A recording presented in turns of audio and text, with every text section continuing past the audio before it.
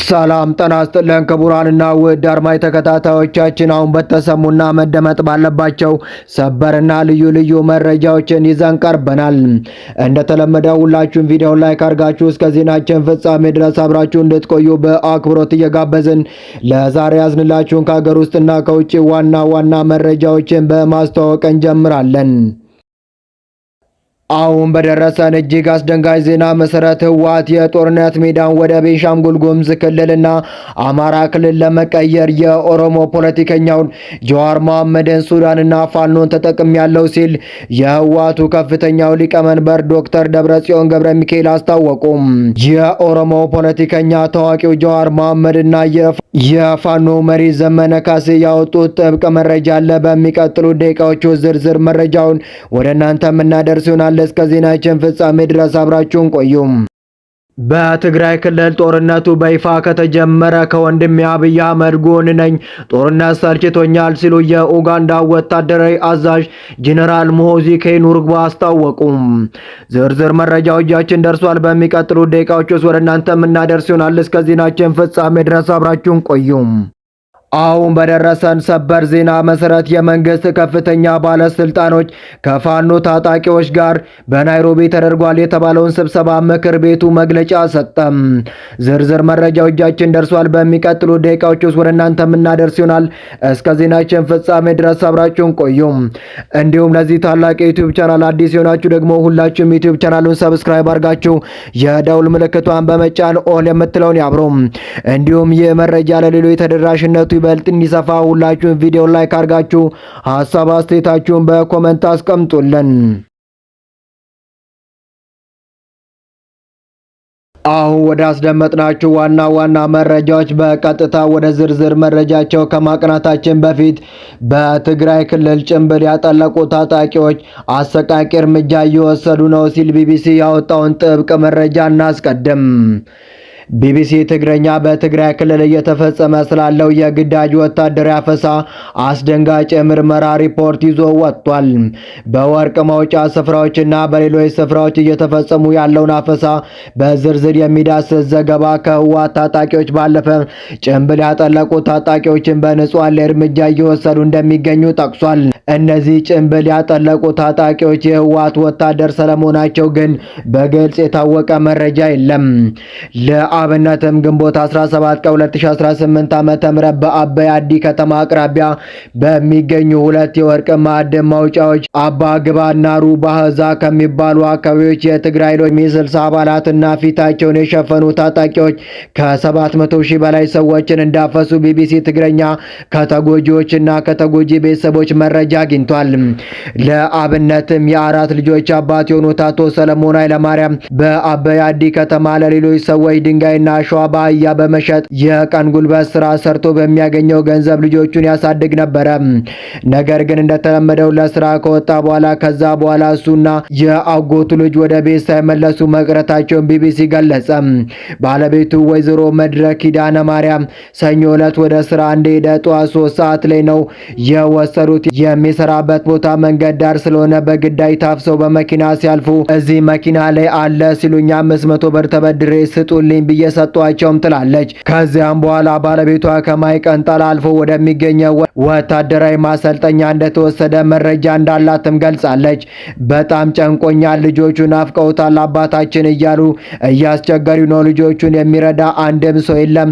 ሰለሞንም ልጆቹን ትቶ እዚህ ውስጥ የመግባት ፍላጎት የለውም ስትል በኃይል የተሰማትን ነገር ትገልጻለች። ዘካሪያስ ከወርቅ መውጫ አካባቢ ፊታቸውን በተሸፈኑ ታጣቂዎች በኃይል ከታፈሱ በመቶዎች የሚቆጠሩ ወጣቶች መካከል አንዱ ሲሆን በአፈሳው ወቅትም ድብደባ፣ ማንገላታትና ተኩስ ጭምር እንደነበር የሚናገረው ወጣቱ ዘካሪያስ ከጣንቋ በርገል፣ ቀይ ተህሊ እና አበይ አዲ ወረዳዎች የመጡ 500 ሰዎች ወደ አበይ አዲ ከተማ ማዘጋጃ ቤት፣ ከቆላ ተንቤን የመጡ 200 ሰዎች ደግሞ በአበይ አዲ ከተማ ነዳጅ ማደያ አቅራቢያ ወደሚገኘው ግንባታ ወዳላለቀ ህንፃ በታጣቂዎች መወሰዳቸውን ይናገራሉ። ቢቢሲ ትግረኛ ያነጋገራቸው ሌሎች ሰዎች ከታፈሱ በኋላ ለከተማው ፖሊስና ጸጥታ አካላት እንዲሁም ለአባይ አዲ ከተማና ወረዳ አስተዳደር እንዳስረዷቸው ይናገራሉ። በአባይ አዲ ከተማ ማዘጋጃ ቤት አዳራሽ የከተማው ከንቲባና ምክትሉ እንዲሁም የጸጥታ ኃላፊው በመምጣት ትዋጋላችሁ እንዳሏቸውም ጨምረው አስረድተዋል። ከማዕድን ቁፋሮ የተያዙት ወጣቶች ወደ ትግል ቁፋሮ ነው የምትሄዱት አሉ። ልብስ ሳንለብስ ራቁታችንን ነው ያለነው፣ ዕቃችንና ሞባይላችንን ሳንይዝ ከስራ ነው ያፈሳችሁን፣ ልብሳችንን እንኳን እንልበስ አልናቸው። እነሱ ግን አያገባንም አትሄዱም አሉን ይላሉ። ዘካሪያስ በተለያዩ ጊዜያት በትግራይ ውስጥ በተካሄደው ጦርነት የቤተሰብ አባላቱ መስዋዕታቸውን ገልጾ ከተጣራ በኋላ መለቀቁን ተናገረ። ከዚያም በኋላ አውቶቡስ፣ ኦራል እና አይሱዙ መኪናዎችን አምጥተው ጭነው ወደ ሌላ ቦታ እንደወሰዳቸው ቢቢሲ ያነጋገራቸው ተጎጂዎች ይናገራሉ። የአርሚ 60 የትግራይ ኃይሎች ምክትል አዛዥ ኮሎኔል ዘልዑል ማቴዎስ ለቢቢሲ በሰጡ ምላሽ የሚመሩት ቡድን በአባግባ አካባቢ ተሰማርቶ እርምጃ እንደወሰደም ገለጹ።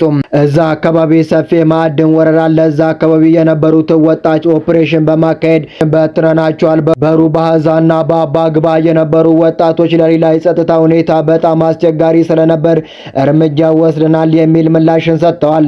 ወጣቶቹ የማይቀንጣልና እዳ አርቢ መካከል ወደሚገኘው ወታደራዊ ማሰልጠኛ እንደተወሰዱ ቤተሰቦቻቸው መናገራቸውን በተመለከተ ላቀረቡላቸው ጥያቄ ኮሎኔሉ የማውቀው ነገር የለም ሲሉ ቃለ ምልልሱን ዘግተዋል። አሁን በደረሰን ሰበር ዜና መሰረት ከፋኖ ታጋዮች ጋር በናይሮቢ ተደርጓል የተባለውን ስብሰባ ምክር ቤቱ ለአንድ አፍታ ሚዲያ አስተባበለ። መንግስትና የፋኖ ታጣቂዎችን ለድርድር የማመቻቸት ሚና የተሰጠው የአማራ ክልል ሰላምና ምክር ቤት ከ6 ወር በፊት በኬንያ ናይሮቢ ከፋኖ ተወካዮች ጋር ተወያይቷል መባሉን አነጋጋሪ ሆኗል። የምክር ቤቱ ሰብሳቢ አቶ ያየህ ራይድ ለአሃዱ ራዲዮ በሰጡ ቃለ መጠይቅ ከወራት በፊት ከፋኖ ተወካዮች ጋር በናይሮቢ ተገናኝተናል፣ 200 የሚሆኑ ታጣቂዎች እጅ እንዲሰጡ አድርገናል ማለታቸው ይታወሳል። በጉዳዩ ላይ ለአንድ አፍታ ሚዲያ ማብራሪያ የሰጡት የምክር ቤቱ ቃል አቀባይ እያቸው ተሻለ ግን ይህንን የሰብሳቢውን ንግግር ያስተባበሉ ሲሆን ናይሮቢ ላይ ከፋኖ ተወካዮች ጋር ስለ ድርድር ውይይት ተደርጓል የሚለው መረጃ እንደ ምክር ቤት አናውቅም በማለት ለአንድ አፍታ ሚዲያ ገለጹ። የተወሰኑ የምክር ቤት አባላቱ ከ6 ወር በፊት ለአቅም ግንባታ ስልጠና በናይሮቢ ኬንያ ተገኝተው እንደነበር የገለጹ ቃል አቀባዩ ነገር ግን እንደ ምክር ቤት ከፋኖ ተወካዮች ጋር የተደረገ ምንም አይነት ድርድር አለመኖሩን ገለጹ።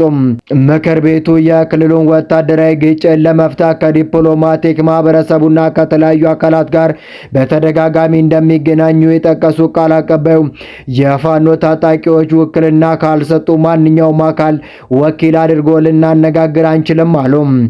ሌላው አንድ አፍታ ሚዲያ ያቀረበላቸውን ጥያቄ ምክር ቤቱ 200 የፋኖ ታጣቂዎች የሰላም አማራጭን እንዲቀበሉ አመቻችተናል በሚል ሰብሳቢው የሰጡትን አስተያየት የሚመለከት ነው። ቃል አቀባዩ በምላሻቸውም እንደ ገለልተኛ ድርድር አመቻች ምክር ቤቱ እጅ በማሰጠት ውስጥ እጁ የለበትም ብለዋል።